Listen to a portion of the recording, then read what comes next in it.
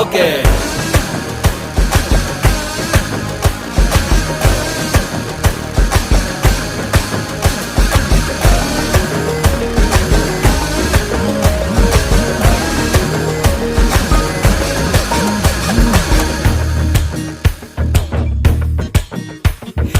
Apple போன போல கையில எடுக்கவா, உன்னை அப்படியே டச் பண்ணி கொடுக்கவா.